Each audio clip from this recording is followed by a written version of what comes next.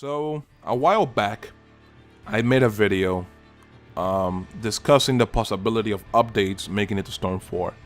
And if anything, this new update that came out kind of confirmed that prediction. Because if you guys don't remember, what I talked about in the video was that Dragon Ball Xenoverse was published by Namco Bandai, just like Storm 4. And they had the same exact season pass, the same structure anyways, where it was like a season pass. You get 3 packs in the season pass, and then what Bandai Namco was doing, when each of these packs were about to come out, they would always come out with like a little update and fix a few issues in the game, and that's exactly what's going on with Storm 4. So I can guarantee you guys, all right, I'm 99.9% sure that you guys will get, we will get at least 2 more updates. One for each pack that's going to release after DLC Pack 1. And that's very good news, because the game that we got on release might be a completely different game after we get Pack 3. You get what I'm saying? With these updates. If they implement them right. If they fix the right issues anyways. The first update that came out today was just, I would say it was just one step in the right direction, I guess. Of course, I'm not excusing them, releasing the game in such a state, but at the very least, it's being remedied pretty quickly. I mean, the game's been out for less than a month, and already we got an update, so that's good, because Storm 3 had a lot of issues, and we didn't see an update for the game until like it was almost a year old. So you know what? I'm very grateful that an update came out. All right, I never want to encourage publishers or developers to do this kind of like practice for their games. But at the very least, I can kind of ease down a bit simply because the issue is now resolved. And I know the Xbox players had it worse than us. Like, me as a PlayStation 4 user, it's almost like I'm privileged when I bitch about the network issues, because Xbox had it the worst. Like, they were getting kicked out of their own lobbies. They couldn't even make a lobby. And, you could maybe find a match if you were lucky. It was like winning the lottery over there, apparently. Because I have a personal friend of mine that, plays only on Xbox. And he told me that shit just fucked. It was just jacked up. And I haven't even asked him if the update, made any difference.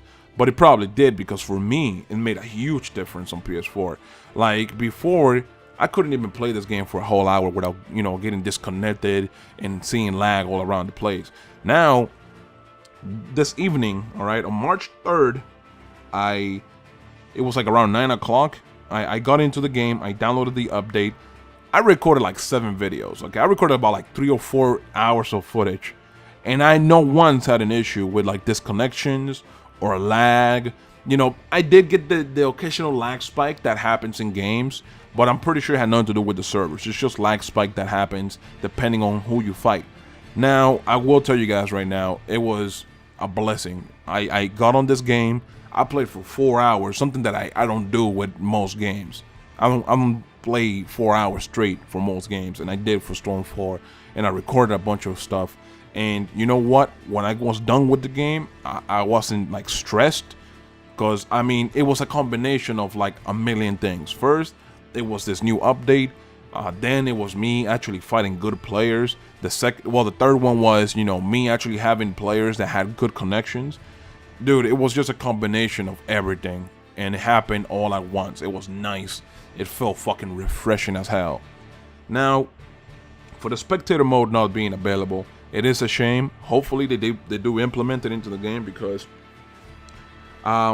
if anything, and I'm not trying to downplay the people that aren't YouTubers, but if anything, the YouTubers are the one that suffered the most, because us having an audience, us having people that watch us, that want us to stream, want us to interact with them by doing endless lobbies or tournaments, so on and so forth, we suffer the most, because even when we want to do that, we can't, because the spectator mode is already removed from the game, and it's very annoying. I know that the regular people, well, that sounds fucked up, but the non-YouTubers, right? The non-YouTubers that are just, playing the game casually, they want to be able to spectate matches too. They don't want to sit there bored as fuck, looking at a screen, telling them to wait, right? But the YouTubers, like I said, they have it the worst, because they want to be able to do something much bigger, right? Like, bring the community a little closer, interact with their subscribers a lot more. and, you know, be able to provide more entertaining content that, you know, revolves around their subscriber, their audience. And you're not able to do that because of spectator mode. And you know what? I haven't tried to stream for the most part.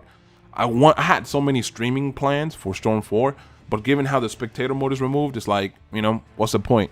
I don't want to like have to go into a private player match and invite people one by one, fight one person 100 times, then kick them out or tell them, hey, you know, we're done, and then have to invite somebody else.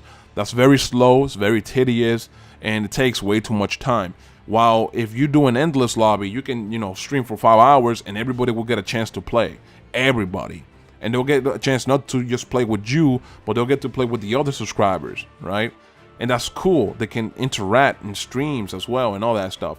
So at the end of the day, I'm not saying that the non-YouTubers aren't affected. I'm just simply saying that the YouTubers got it the worst. Like, if I have to give out an example, I would say King Goken, right? King Goken is this guy that does a lot of Naruto content, and he does it with his subscribers mainly, right? Like he did the tournaments, the endless, like, and most of his videos are all about tournaments and endless.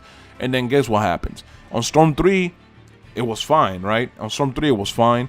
Everybody could do like a tournament and then watch each match as it progressed. And he had the ability to record tournaments for his you know, YouTube channel. And then on Revolution, they removed that. They made it so brackets just go into matches all at once.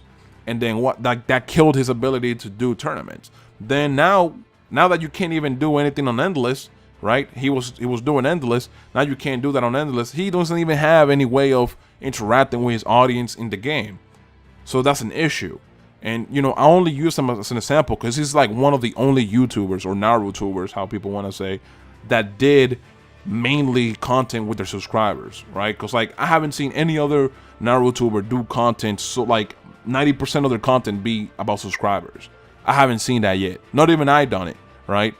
And you know what? I try to do things with subscribers, but by far, King Goken's like the dude that did all of the stuff with subscribers.